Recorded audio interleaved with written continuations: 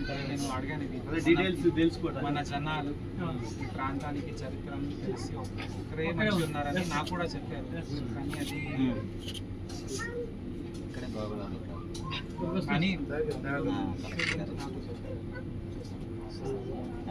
ఇప్పుడు ఈ కార్యక్రమం కూడా అధికారుల నాయకులతో మీ ఆధ్వర్యంలో అధికారులు రేపు నేను చెప్తాను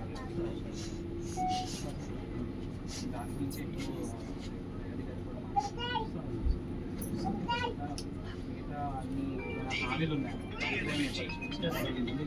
ఒక్కటి కూడా ఇవ్వలేదు. ప్రభుత్వ పరంగా వచ్చాయి ఇవి ఇంతవరకు పెన్షన్ నాన్నగారి పేరు మీద స్కూల్ ఓపెన్ చేసేది, ఒక రూమ్ ఏర్పాటు చేసేది, ఒక గవర్నమెంట్ ఇచ్చేది. కానీ గతంలో ఉన్న పిఓ గారు ట్రైబల్ కమిషనర్ గారి దగ్గరికి వెళ్ళి మాట్లాడి చెప్తే బడ్జెట్ లేదు చేయడం కుదరదు అని అన్నారు. మళ్ళీ దాని మీద మళ్ళీ మేము వెళ్ళాము. వెళ్ళి 84 ఆశ్రమ స్కూల్స్ ఉన్నాయి మన భద్రాద్రి కొత్తగూడెం డిస్టిక్.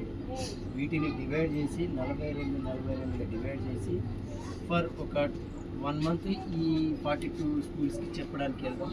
ఆల్రెడీ కళాకారులు ఉన్నారు కదా, పిల్లలు తయారు చేస్తున్నారు. 42 ఇంకొక వెళ్దామని చెప్పేసి మాట్లాడారు సార్.